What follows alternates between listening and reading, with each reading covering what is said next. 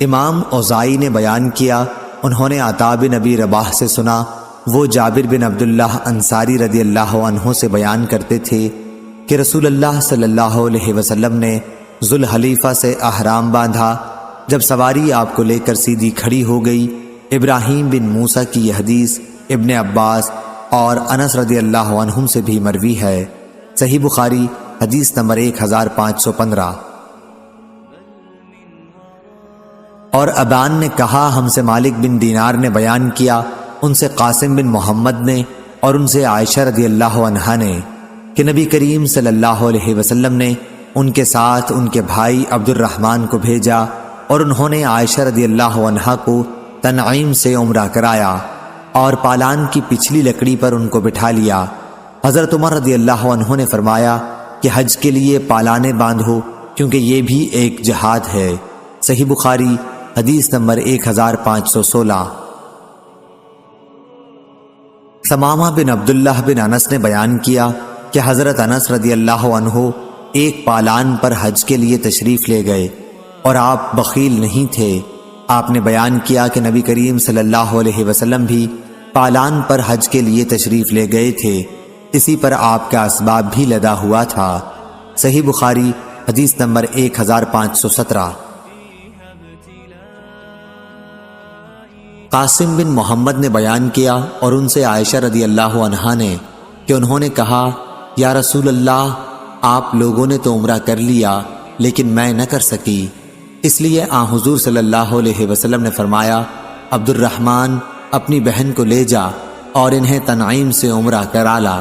چنانچہ انہوں نے عائشہ رضی اللہ عنہا کو اپنے اونٹ کے پیچھے بٹھایا اور عائشہ رضی اللہ عنہا نے عمرہ ادا کیا۔ صحیح بخاری حدیث نمبر 1518۔ سعید بن مسیب نے بیان کیا اور ان سے ابو ہریرہ رضی اللہ عنہ نے کہ نبی کریم صلی اللہ علیہ وسلم سے کسی نے پوچھا کہ کون سا کام بہتر ہے؟ آپ صلی اللہ علیہ وسلم نے فرمایا کہ اللہ اور اس کے رسول پر ایمان لانا۔ پوچھا گیا کہ پھر اس کے بعد؟ آپ نے فرمایا کہ اللہ کے راستے میں جہاد کرنا۔ پھر پوچھا گیا کہ پھر اس کے بعد؟ آپ صلی اللہ علیہ وسلم نے فرمایا کہ حج مبرور۔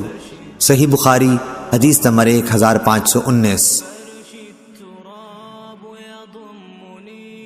حبیب بن ابی عمرہ نے خبر دی، انہیں عائشہ بنت طلحہ نے اور انہیں ام المومنین حضرت عائشہ صدیقہ رضی اللہ عنہا نے کہا کہ انہوں نے پوچھا، یا رسول اللہ صلی اللہ علیہ وسلم، ہم دیکھتے ہیں کہ جہاد سب نیک کاموں سے بڑھ کر ہے، پھر ہم بھی کیوں نہ جہاد کریں؟ حضور صلی اللہ علیہ وسلم نے فرمایا کہ نہیں، بلکہ سب سے افضل جہاد حج ہے جو مبرور ہو۔ صحیح بخاری حدیث نمبر 1520۔ سیار ابو الحکم نے بیان کیا، کہا کہ میں نے ابو حزم سے سنا، انہوں نے بیان کیا میں نے ابو ہریرہ رضی اللہ عنہ سے سنا اور انہوں نے نبی کریم صلی اللہ علیہ وسلم سے سنا۔ آپ نے فرمایا، جس شخص نے اللہ کے لیے اس شان کے ساتھ حج کیا کہ نہ کوئی فحش بات ہوئی اور نہ کوئی گناہ، تو وہ اس دن کی طرح واپس ہوگا جیسے اس کی ماں نے اسے جنا تھا۔ صحیح بخاری حدیث نمبر 1521۔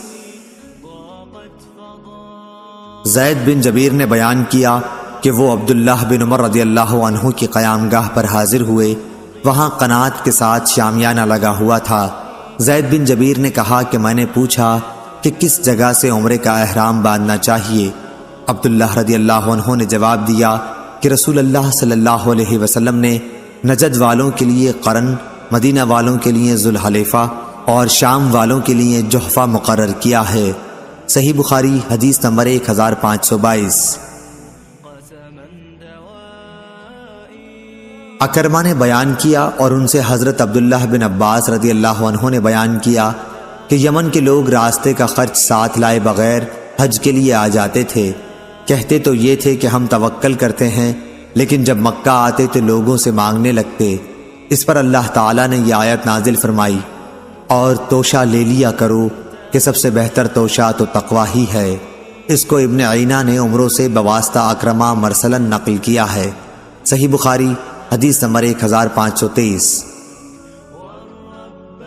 موسیٰ بن اسماعیل نے بیان کیا، کہا کہ ہم سے وہیب نے بیان کیا، کہا کہ ہم سے عبداللہ بن طاؤس نے بیان کیا، ان سے ان کے باپ نے اور ان سے ابن عباس رضی اللہ عنہ نے کہ نبی کریم صلی اللہ علیہ وسلم نے مدینہ والوں کے احرام کے لیے ذوالحلیفہ، شام والوں کے لیے جحفہ، نجد والوں کے لیے قرن، منازل، یمن والوں کے لیے یلملم متعین کیا۔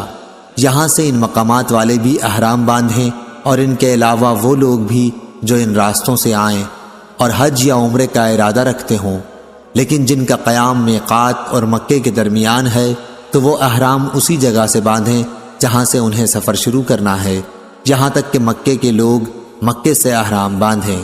صحیح بخاری حدیث نمبر 1524۔ امام مالک نے خبر دی، انہیں نافع نے اور انہیں عبداللہ بن عمر رضی اللہ عنہ نے کہ رسول اللہ صلی اللہ علیہ وسلم نے فرمایا، مدینہ کے لوگ ذوالحلیفہ سے احرام باندھیں، شام کے لوگ جحفہ سے اور نجد کے لوگ قرن منازل سے۔ عبداللہ نے کہا کہ مجھے معلوم ہوا ہے کہ نبی کریم صلی اللہ علیہ وسلم نے فرمایا، اور یمن کے لوگ یلملم سے احرام باندھیں۔ صحیح بخاری حدیث نمبر 1525۔ طاؤس نے بیان کیا اور ان سے حضرت عبداللہ بن عباس رضی اللہ عنہ نے بیان کیا کہ رسول اللہ صلی اللہ علیہ وسلم نے مدینہ والوں کے لیے ذوالحلیفہ کو میقات مقرر کیا، شام والوں کے لیے جحفہ، نجد والوں کے لیے قرن منازل اور یمن والوں کے لیے یلملم۔ یہ میقات ان ملک والوں کے لیے ہیں اور ان لوگوں کے لیے بھی جو ان ملکوں سے گزر کر حرم میں داخل ہوں اور حج یا عمرے کا ارادہ رکھتے ہوں، لیکن جو لوگ میقات کے اندر رہتے ہوں ان کے لیے احرام باندھنے کی جگہ ان کے گھر ہیں، یہاں تک کہ مکے کے لوگ احرام مکے ہی سے باندھیں۔ صحیح بخاری حدیث نمبر 1526۔ سفیان بن عینہ نے بیان کیا، کہا کہ ہم نے ظاہری سے یہ حدیث یاد رکھی، ان سے سالم نے کہا اور ان سے ان کے والد نے بیان کیا تھا کہ رسول اللہ صلی اللہ علیہ وسلم نے میقات متعین کر دیے تھے۔ صحیح بخاری حدیث نمبر 1527۔ دوسری سند، اور امام بخاری نے کہا کہ مجھ سے احمد نے بیان کیا، کہا کہ ہم سے عبداللہ بن وہب نے بیان کیا، کہا کہ مجھے یونس نے خبر دی، انہیں ابن شہاب نے، انہیں سالم بن عبداللہ نے اور ان سے ان کے والد نے بیان کیا کہ میں نے رسول کریم صلی اللہ علیہ وسلم سے سنا، آپ نے فرمایا تھا کہ مدینہ والوں کے لیے احرام باندھنے کی جگہ ذوالحلیفہ اور شام والوں کے لیے مہیعہ یعنی جحفہ اور نجد والوں کے لیے قرن منازل۔ عبداللہ بن عمر رضی اللہ عنہ نے کہا کہ لوگ کہتے تھے کہ نبی کریم صلی اللہ علیہ وسلم نے فرمایا کہ یمن والے احرام یلملم سے باندھیں، لیکن میں نے اسے آپ سے نہیں سنا۔ صحیح بخاری حدیث نمبر 1528۔ حماد بن زید نے بیان کیا، انہوں نے کہا کہ ہم سے عمرو بن دینار نے، ان سے طاؤس نے اور ان سے ابن عباس رضی اللہ عنہ نے کہ نبی کریم صلی اللہ علیہ وسلم نے مدینہ والوں کے لیے ذوالحلیفہ میقات ٹھہرایا اور شام والوں کے لیے جحفہ، یمن والوں کے لیے یلملم اور نجد والوں کے لیے قرن منازل۔ یہ ان ملکوں کے لوگوں کے لیے ہیں اور دوسرے ان تمام لوگوں کے لیے بھی جو ان ملکوں سے گزریں اور حج اور عمرے کا ارادہ رکھتے ہوں، لیکن جو لوگ میقات کے اندر رہتے ہوں تو وہ اپنے شہروں سے احرام باندھیں تاکہ مکے کے لوگ مکے ہی سے احرام باندھیں۔ صحیح بخاری حدیث نمبر 1529۔ عبداللہ بن طاؤس نے بیان کیا، ان سے ان کے باپ نے اور ان سے ابن عباس رضی اللہ عنہ نے کہ نبی کریم صلی اللہ علیہ وسلم نے مدینہ والوں کے لیے ذوالحلیفہ مقرر کیا، شام والوں کے لیے جحفہ، نجد والوں کے لیے قرن منازل اور یمن والوں کے لیے یلملم۔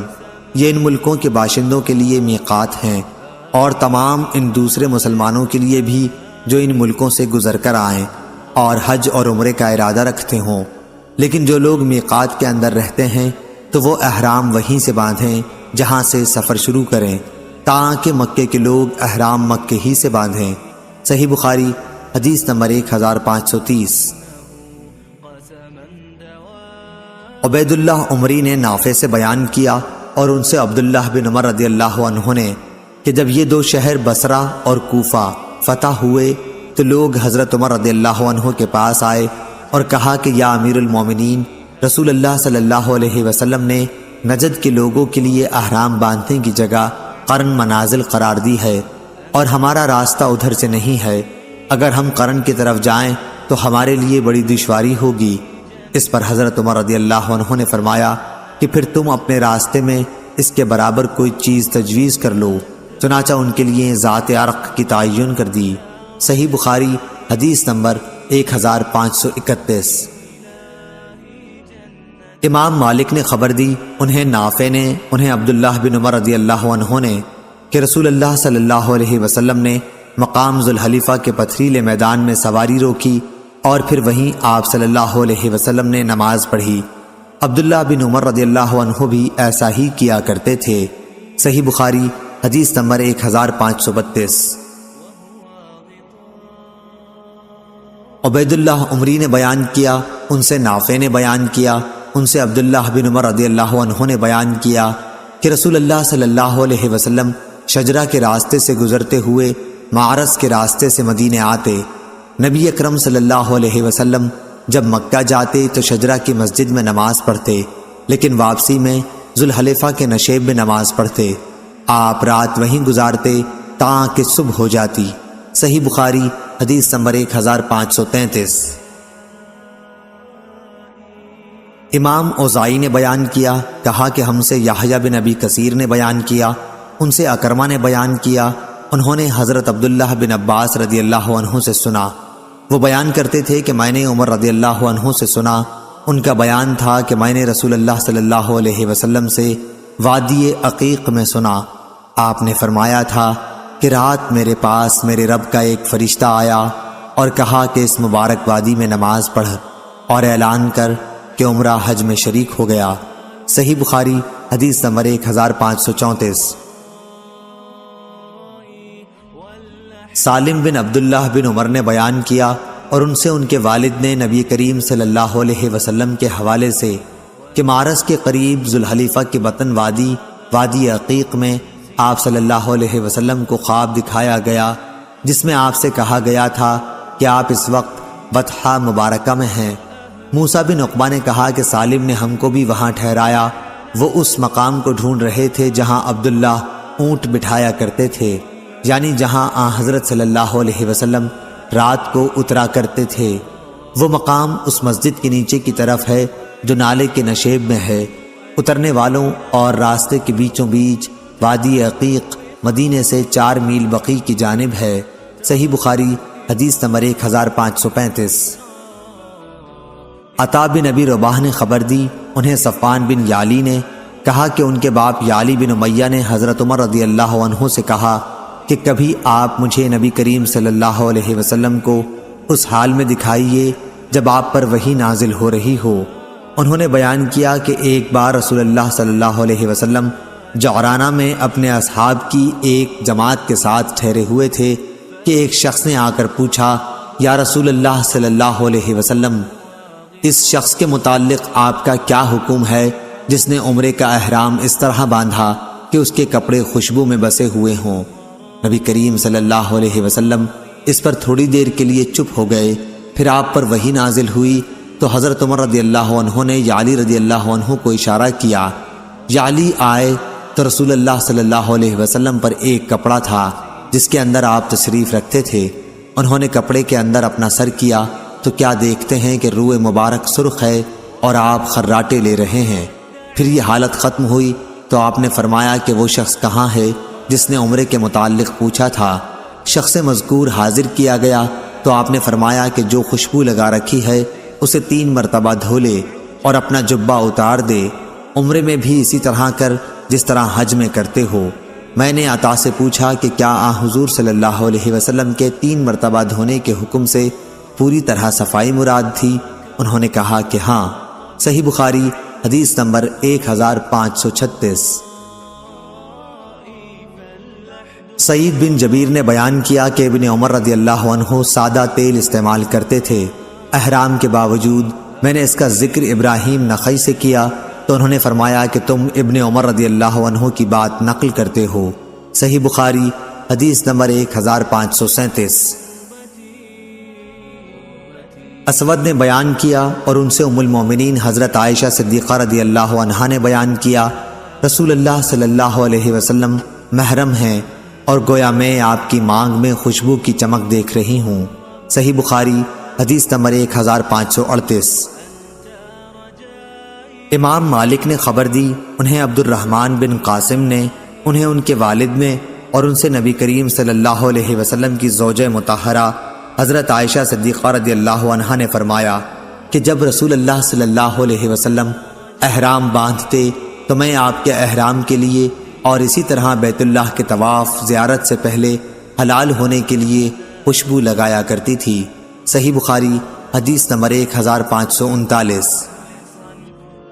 عبداللہ بن وہب نے خبر دی، انہیں یونس نے، انہیں ابن شہاب نے، انہیں سالم نے اور ان سے ان کے والد نے فرمایا ہے کہ میں نے رسول اللہ صلی اللہ علیہ وسلم سے تلبید کی حالت میں لبیک کہتے سنا۔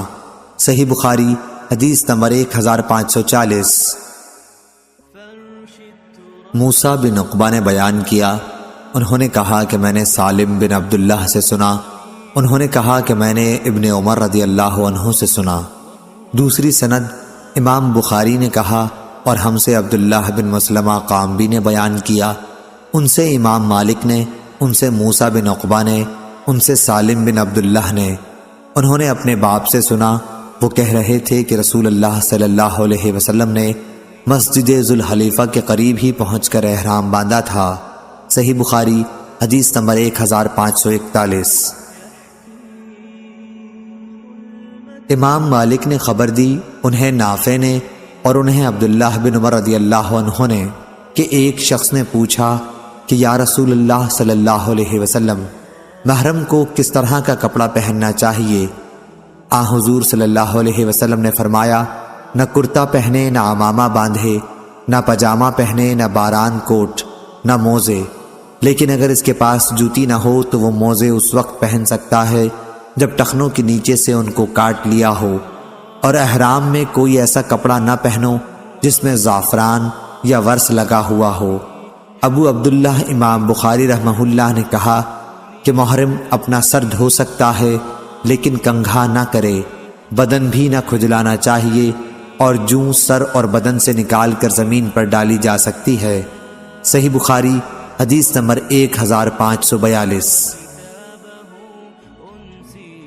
جریر بن حازم نے بیان کیا، ان سے یونس بن زید نے، ان سے زہری نے، ان سے عبید اللہ بن عبداللہ نے اور ان سے ابن عباس رضی اللہ عنہ نے کہ عرفات سے مزدلفہ تک اسامہ بن زید رضی اللہ عنہ رسول اللہ صلی اللہ علیہ وسلم کی سواری پر پیچھے بیٹھے ہوئے تھے، پھر مزدلفہ سے منا تک حضرت فضل بن عباس رضی اللہ عنہ بیٹھ گئے تھے۔ دونوں حضرات نے بیان کیا کہ رسول اللہ صلی اللہ علیہ وسلم جمرہ عقبہ کی رمی تک برابر تلبیح کہتے رہے۔ صحیح بخاری حدیث نمبر 1543 1544۔ جریر بن حازم نے بیان کیا، ان سے یونس بن زید نے، ان سے زہری نے، ان سے عبید اللہ بن عبداللہ نے اور ان سے ابن عباس رضی اللہ عنہ نے کہ عرفات سے مزدلفہ تک اسامہ بن زید رضی اللہ عنہ رسول اللہ صلی اللہ علیہ وسلم کی سواری پر پیچھے بیٹھے ہوئے تھے، پھر مزدلفہ سے منا تک حضرت فضل بن عباس رضی اللہ عنہ بیٹھ گئے تھے۔ دونوں حضرات نے بیان کیا کہ رسول اللہ صلی اللہ علیہ وسلم جمرہ عقبہ کی رمی تک برابر تلبیح کہتے رہے۔ صحیح بخاری حدیث نمبر 1543 1544۔ قریب نے خبر دی اور ان سے عبداللہ بن عباس رضی اللہ عنہ نے بیان کیا کہ حجۃ الوداع میں ظہر اور عصر کے درمیان ہفتے کے دن نبی کریم صلی اللہ علیہ وسلم کنگھا کرنے اور تیل لگانے اور ازار اور رداء پہننے کے بعد اپنے صحابہ رضی اللہ عنہم کے ساتھ مدینے سے نکلے۔ آپ نے اس وقت زعفران میں رنگے ہوئے ایسے کپڑے کے سوا جس کا رنگ بدن پر لگتا ہو کسی قسم کی چادر یا تہبند پہننے سے منع نہیں کیا۔ دن میں آپ ذوالحلیفہ پہنچ گئے اور رات وہیں گزاری۔ آپ سوار ہوئے اور بیدا سے آپ نے اور آپ کے ساتھیوں نے لبیک کہا اور احرام باندھا اور اپنے ہونٹوں کو ہار پہنایا۔ ذی قعدہ کے مہینے میں اب 5 دن رہ گئے تھے۔ پھر آپ جب مکہ پہنچے تو ذی الحجہ کے 4 دن گزر چکے تھے۔ آپ نے بیت اللہ کا طواف کیا اور صفا اور مروہ کی سعی کی۔ آپ ابھی حلال نہیں ہوئے کیونکہ قربانی کے جانور آپ کے ساتھ تھے اور آپ نے ان کی گردن میں ہار ڈال دیا تھا۔ آپ حجون پہاڑ کے نزدیک مکے کے بالائی حصے میں اترے۔ حج کا احرام اب بھی باقی تھا۔ بیت اللہ کے طواف کے بعد پھر آپ وہاں اس وقت تک تشریف نہیں لے گئے جب تک میدان عرفات سے واپس نہ ہو لیے۔ آپ نے اپنے ساتھیوں کو حکم دیا تھا کہ وہ بیت اللہ کا طواف کریں اور صفا و مروہ کے درمیان سعی کریں، پھر اپنے سروں کے بال ترشوا کر حلال ہو جائیں۔ یہ فرمان ان لوگوں کے لیے تھا جن کے ساتھ قربانی کے جانور نہیں تھے۔ اگر کسی کے ساتھ اس کی بیوی تھی تو وہ اس سے ہم بستر ہو سکتا تھا۔ اس طرح خوشبودار اور سلے ہوئے کپڑے کا استعمال بھی اس کے لیے جائز تھا۔ صحیح بخاری حدیث نمبر 1545۔ ابن جریج نے خبر دی، انہوں نے کہا مجھ سے محمد بن المنکدر نے بیان کیا اور ان سے انس بن مالک رضی اللہ عنہ نے بیان کیا۔ انہوں نے کہا کہ نبی کریم صلی اللہ علیہ وسلم نے مدینے میں 4 رکعتیں پڑھیں، لیکن ذوالحلیفہ میں 2 رکعت ادا فرمائیں۔ پھر آپ نے رات وہیں گزاری۔ صبح کے وقت جب آپ اپنی سواری پر سوار ہوئے تو آپ نے لبیک پکار دی۔ صحیح بخاری حدیث نمبر 1546۔ ایوب سختیانی نے بیان کیا، ان سے ابو قلابہ نے اور ان سے انس بن مالک نے کہ رسول اللہ صلی اللہ علیہ وسلم نے مدینے میں ظہر 4 رکعت پڑھی، لیکن ذوالحلیفہ میں عصر 2 رکعت۔ انہوں نے کہا کہ میرا خیال ہے کہ رات صبح تک آپ نے ذوالحلیفہ میں ہی گزار دی۔ صحیح بخاری حدیث نمبر 1547۔ حماد بن زید نے بیان کیا، ان سے ابو ایوب نے، ان سے ابو قلابہ نے اور ان سے انس بن مالک نے کہ نبی کریم صلی اللہ علیہ وسلم نے ظہر مدینہ منورہ میں 4 رکعت پڑھی، لیکن نماز عصر ذوالحلیفہ میں 2 رکعت پڑھی۔ میں نے خود سنا کہ لوگ بلند آواز سے حج اور عمرہ دونوں کے لیے لبیک کہہ رہے تھے۔ صحیح بخاری حدیث نمبر 1548۔ امام مالک نے خبر دی، انہیں نافع نے اور انہیں عبداللہ بن عمر رضی اللہ عنہ نے کہ رسول اللہ صلی اللہ علیہ وسلم کا تلبیہ یہ تھا، حاضر ہوں اے اللہ، حاضر ہوں میں، تیرا کوئی شریک نہیں، حاضر ہوں، تمام حمد تیرے ہی لیے ہے اور تمام نعمتیں تیری ہی طرف سے ہیں، ملک تیرا ہی ہے، تیرا کوئی شریک نہیں ہے۔ صحیح بخاری حدیث نمبر 1549۔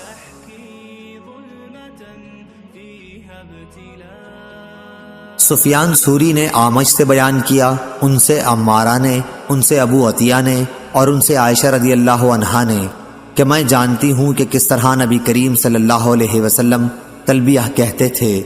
آپ تلبیہ یوں کہتے تھے، لبیک اللہم لبیک لا شریک لک لبیک ان الحمد والنعمت لک۔ ترجمہ گزر چکا ہے۔ اس کی مطابقت سفیان ثوری کی طرح ابو معاویہ نے اعمش سے بھی کی ہے۔ صحیح بخاری حدیث نمبر 1550۔ ایوب سختیانی نے بیان کیا، ان سے ابو قلابہ نے اور ان سے انس نے کہ رسول اللہ صلی اللہ علیہ وسلم نے مدینے میں، ہم بھی آپ کے ساتھ تھے، ظہر کی 4 رکعت پڑھی اور ذوالحلیفہ میں عصر کی نماز 2 رکعت۔ آپ رات کو وہیں رہے۔ صبح ہوئی تو مقام بیدا سے سواری پر بیٹھتے ہوئے اللہ تعالیٰ کی حمد، اس کی تسبیح اور تکبیر کہی، پھر حج اور عمرے کے لیے ایک ساتھ احرام باندھا اور لوگوں نے بھی آپ کے ساتھ دونوں کا ایک ساتھ احرام باندھا، یعنی قرآن کیا۔ جب ہم مکہ آئے تو آپ کے حکم سے جن لوگوں نے حج تمتع کا احرام باندھا تھا ان سب نے احرام کھول دیا۔ پھر 8ویں تاریخ میں سب نے حج کا احرام باندھا۔ انہوں نے کہا کہ نبی کریم صلی اللہ علیہ وسلم نے اپنے ہاتھ سے کھڑے ہو کر بہت سے اونٹ نہر کیے۔ حضور اکرم صلی اللہ علیہ وسلم نے عید الاضحیٰ کے دن مدینہ میں 2 چت کبرے سینگوں والے مینڈھے ذبح کیے تھے۔ ابو عبداللہ امام بخاری نے کہا کہ بعض لوگ اس حدیث کو یوں روایت کرتے ہیں ایوب سے، انہوں نے ایک شخص سے، انہوں نے انس سے۔ صحیح بخاری حدیث نمبر 1551۔ صالح بن کیسان نے خبر دی، انہیں نافع نے اور ان سے ابن عمر رضی اللہ عنہ نے کہ جب رسول اللہ صلی اللہ علیہ وسلم کو لے کر آپ کی سواری پوری طرح کھڑی ہو گئی تو آپ نے اس وقت لبیک پکارا۔ صحیح بخاری حدیث نمبر 1552۔ ایوب سختیانی نے نافع سے بیان کیا، انہوں نے کہا کہ عبداللہ بن عمر رضی اللہ عنہ جب ذوالحلیفہ میں صبح کی نماز پڑھ چکے تو اپنی اونٹنی پر پالان لگانے کا حکم فرمایا۔ سواری لائی گئی تو آپ اس پر سوار ہوئے، اور جب وہ آپ کو لے کر کھڑی ہو گئی تو آپ کھڑے ہو کر قبلہ رو ہو گئے اور پھر لبیک کہنا شروع کیا تاکہ حرم میں داخل ہو گئے۔ وہاں پہنچ کر آپ نے لبیک کہنا بند کر دیا، پھر ذی طویٰ میں تشریف لا کر رات وہیں گزارتے، صبح ہوتی تو نماز پڑھتے اور غسل کرتے، پھر مکے میں داخل ہوتے۔ آپ یقین کے ساتھ یہ جانتے تھے کہ رسول اللہ صلی اللہ علیہ وسلم نے بھی اسی طرح کیا تھا۔ عبد الوارث کی طرح اس حدیث کو اسماعیل نے بھی ایوب سے روایت کیا، اس میں غسل کا ذکر ہے۔ صحیح بخاری حدیث نمبر 1553۔ نافع نے بیان کیا کہ حضرت عبداللہ بن عمر رضی اللہ عنہ جب مکے جانے کا ارادہ کرتے تھے پہلے خوشبو کے بغیر تیل استعمال کرتے، اس کے بعد مسجد ذوالحلیفہ میں تشریف لاتے، یہاں صبح کی نماز پڑھتے، پھر سوار ہوتے۔ جب اونٹنی آپ کو لے کر پوری طرح کھڑی ہو جاتی تو احرام باندھتے، پھر فرماتے کہ میں نے رسول اللہ صلی اللہ علیہ وسلم کو اسی طرح کرتے دیکھا تھا۔ صحیح بخاری حدیث نمبر 1554۔ مجاہد نے بیان کیا، کہا کہ ہم عبداللہ بن عباس رضی اللہ عنہ کی خدمت میں حاضر تھے، لوگوں نے دجال کا ذکر کیا کہ حضور صلی اللہ علیہ وسلم نے فرمایا ہے کہ اس کی دونوں آنکھوں کے درمیان کافر لکھا ہوا ہوگا، تو ابن عباس رضی اللہ عنہ نے فرمایا کہ میں نے تو یہ نہیں سنا، ہاں آپ نے یہ فرمایا تھا کہ گویا میں موسیٰ علیہ السلام کو دیکھ رہا ہوں کہ جب آپ نالے میں اترے تو لبیک کہہ رہے ہیں۔ صحیح بخاری حدیث نمبر 1555۔ امام مالک نے ابن شہاب سے خبر دی، انہیں عروہ بن زبیر نے ان سے نبی کریم کی زوجہ مطہرہ حضرت عائشہ رضی اللہ عنہا نے بیان کیا کہ ہم حجۃ الوداع میں نبی کریم صلی اللہ علیہ وسلم کے ساتھ روانہ ہوئے۔ پہلے ہم نے عمرے کا احرام باندھا، لیکن نبی کریم صلی اللہ علیہ وسلم نے فرمایا کہ جس کے ساتھ قربانی ہو تو اسے عمرے کے ساتھ حج کا بھی احرام باندھ لینا چاہیے۔ ایسا شخص درمیان میں حلال نہیں ہو سکتا، بلکہ حج اور عمرہ دونوں سے ایک ساتھ حلال ہوگا۔ میں بھی مکہ آئی تھی، اس وقت میں حائضہ ہو گئی، اس لیے نہ بیت اللہ کا طواف کر سکی اور نہ صفا اور مروہ کی سعی۔ میں نے اس کے متعلق نبی کریم صلی اللہ علیہ وسلم سے شکوہ کیا تو آپ نے فرمایا کہ اپنا سر کھول ڈال، کنگھا کر اور عمرہ چھوڑ کر حج کا احرام باندھ لے۔ چنانچہ میں نے ایسا ہی کیا۔ پھر جب ہم حج سے فارغ ہو گئے تو رسول اللہ صلی اللہ علیہ وسلم نے مجھے میرے بھائی عبد الرحمن بن ابی بکر کے ساتھ تنعیم بھیجا۔ میں نے وہاں سے عمرے کا احرام باندھا اور عمرہ ادا کیا۔ حضور صلی اللہ علیہ وسلم نے فرمایا کہ یہ تمہارے اس عمرے کے بدلے میں ہے جسے تم نے چھوڑ دیا تھا۔ حضرت عائشہ رضی اللہ عنہا نے بیان کیا کہ لوگوں نے حجۃ الوداع میں صرف عمرے کا احرام باندھا تھا، وہ بیت اللہ کا طواف، صفا اور مروہ کی سعی کر کے حلال ہو گئے۔ پھر منا سے واپس ہونے پر دوسرا طواف یعنی طواف الزیارہ کیا، لیکن جن لوگوں نے حج اور عمرے کا ایک ساتھ احرام باندھا تھا انہوں نے صرف ایک ہی طواف کیا یعنی طواف الزیارہ کیا۔ صحیح بخاری حدیث نمبر 1556۔ عطا بن ابی رباح نے بیان کیا کہ جابر رضی اللہ عنہ نے فرمایا نبی کریم صلی اللہ علیہ وسلم نے علی رضی اللہ عنہ کو حکم دیا تھا کہ وہ اپنے احرام پر قائم رہیں، انہوں نے سراقہ کا قول بھی ذکر کیا تھا۔ صحیح بخاری حدیث نمبر 1557۔ سلیم بن حیان نے بیان کیا، انہوں نے کہا کہ میں نے مروان اصفر سے سنا اور ان سے انس بن مالک نے بیان کیا تھا کہ حضرت علی رضی اللہ عنہ یمن سے نبی کریم صلی اللہ علیہ وسلم کی خدمت میں حاضر ہوئے تو آپ نے پوچھا کہ کس طرح کا احرام باندھا ہے؟ انہوں نے کہا کہ جس طرح کا حضور صلی اللہ علیہ وسلم نے باندھا ہو۔ اس پر آپ صلی اللہ علیہ وسلم نے فرمایا کہ اگر میرے ساتھ قربانی نہ ہوتی تو میں حلال ہو جاتا اور محمد بن ابی بکر نے ابن جریج سے یوں روایت کیا کہ نبی کریم صلی اللہ علیہ وسلم نے دریافت فرمایا، علی تم نے کس چیز کا احرام باندھا ہے؟ انہوں نے عرض کی، نبی کریم صلی اللہ علیہ وسلم نے جس کا احرام باندھا ہو اسی کا میں نے بھی باندھا ہے۔ حضور صلی اللہ علیہ وسلم نے فرمایا کہ پھر قربانی کر اور اپنی اسی حالت پر احرام جاری رکھ۔ صحیح بخاری حدیث نمبر 1558۔ سفیان سوری نے بیان کیا، ان سے قیس بن مسلم نے، ان سے طارق بن شہاب نے اور ان سے ابو موسیٰ اشعری رضی اللہ عنہ نے کہ مجھے نبی کریم صلی اللہ علیہ وسلم نے میری قوم کے پاس یمن بھیجا تھا۔ جب حجۃ الوداع کے موقع پر میں آیا تو آپ سے بطحا میں ملاقات ہوئی۔ آپ نے دریافت فرمایا کہ کس کا احرام باندھا ہے؟ میں نے عرض کی کہ حضور صلی اللہ علیہ وسلم نے جس کا باندھا ہو۔ آپ نے پوچھا، کیا تمہارے ساتھ قربانی ہے؟ میں نے عرض کی کہ نہیں، اس لیے آپ نے مجھے حکم دیا کہ میں بیت اللہ کا طواف اور صفا اور مروہ کی سعی کروں۔ اس کے بعد آپ نے احرام کھول دینے کے لیے فرمایا۔ چنانچہ میں اپنی قوم کی ایک خاتون کے پاس آیا، انہوں نے میرے سر کا کنگھا کیا یا میرا سر دھویا۔ پھر حضرت عمر رضی اللہ عنہ کا زمانہ آیا تو آپ نے فرمایا کہ اگر ہم اللہ کی کتاب پر عمل کریں تو وہ یہ حکم دیتی ہے کہ حج اور عمرہ پورا کرو۔ اللہ تعالیٰ فرماتا ہے، اور حج اور عمرہ پورا کرو اللہ کی رضا کے لیے۔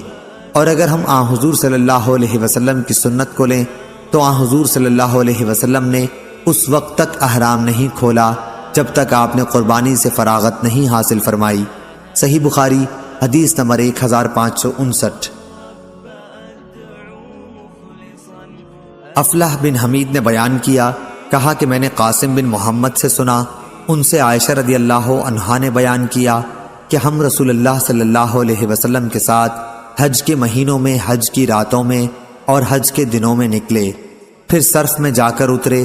آپ نے بیان کیا کہ پھر نبی کریم صلی اللہ علیہ وسلم نے صحابہ رضی اللہ عنہم کو خطاب فرمایا، جس کے ساتھ ہدی نہ ہو اور وہ چاہتا ہو کہ اپنے احرام کو صرف عمرے کا بنا لے تو اسے ایسا کر لینا چاہیے، لیکن جس کے ساتھ قربانی ہے وہ ایسا نہ کرے۔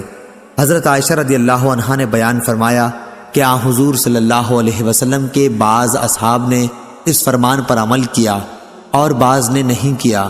انہوں نے بیان کیا کہ رسول اللہ صلی اللہ علیہ وسلم اور آپ کے بعض اصحاب جو استطاعت و حوصلہ والے تھے کہ وہ احرام کے ممنوعات سے بچ سکتے تھے، ان کے ساتھ ہدی بھی تھی، اس لیے وہ تنہا عمرہ نہیں کر سکتے تھے، پس انہوں نے احرام نہیں کھولا۔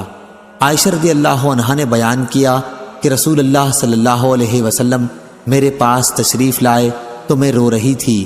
آپ نے پوچھا، اے بھولی بھالی عورت، تو رو کیوں رہی ہے؟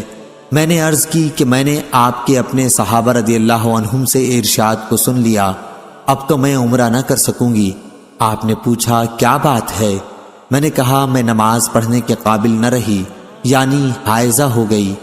آپ نے فرمایا، کوئی حرج نہیں، آخر تم بھی تو آدم کی بیٹیوں کی طرح ایک عورت ہو، اور اللہ نے تمہارے لیے بھی وہ مقدر کیا ہے جو تمام عورتوں کے لیے کیا ہے، اس لیے عمرہ چھوڑ کر حج کرتی رہ، اللہ تعالیٰ تمہیں جلد ہی عمرے کی توفیق دے دے گا۔ عائشہ رضی اللہ عنہا نے بیان کیا کہ ہم حج کے لیے نکلے، جب ہم عرفات سے منا پہنچے تو میں پاک ہو گئی، پھر منا سے جب میں نکلی تو بیت اللہ کا طواف الزیارہ کیا۔ آپ نے بیان کیا کہ آخر میں حضور صلی اللہ علیہ وسلم کے ساتھ جب واپس ہونے لگی تو آپ وادی محصب میں آن کر اترے، ہم بھی آپ کے ساتھ ٹھہرے۔ آپ نے عبد الرحمن بن ابی بکر کو بلا کر کہا کہ اپنی بہن کو لے کر حرم سے باہر جا اور وہاں سے عمرے کا احرام باندھ، پھر عمرے سے فارغ ہو کر تم لوگ یہیں واپس آ جاؤ، میں تمہارا انتظار کرتا رہوں گا۔ عائشہ رضی اللہ عنہا نے بیان کیا کہ ہم حضور صلی اللہ علیہ وسلم کی ہدایت کے مطابق چلے، اور جب میں اور میرے بھائی طواف سے فارغ ہو گئے تو میں سحری کے وقت آپ کی خدمت میں پہنچی۔ آپ نے پوچھا کہ فارغ ہو گئیں؟ میں نے کہا ہاں۔ تب آپ نے اپنے ساتھیوں سے سفر شروع کر دینے کے لیے کہا۔ سفر شروع ہو گیا اور آپ مدینہ منورہ واپس ہو رہے تھے۔ ابو عبداللہ امام بخاری نے کہا کہ جو لا یدرک ہے وہ دورہ یدیر و دائرہ سے مشتق ہے، دورہ یدور و زورہ بھی استعمال ہوتا ہے، اور جس روایت میں لا یدرک ہے وہ درہ یدر و درہ سے نکلا۔ صحیح بخاری حدیث نمبر 1560۔